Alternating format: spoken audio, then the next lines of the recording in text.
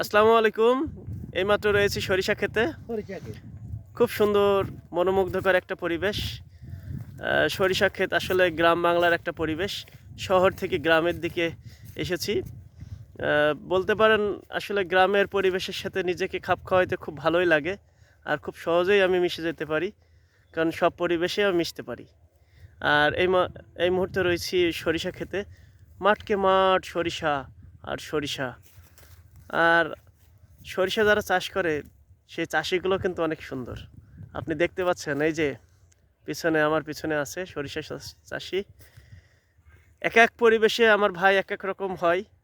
এটাকে বলতে বলে ঋতুর পালা বদলের মতো করে উনি মাসে পালা বদল হয়।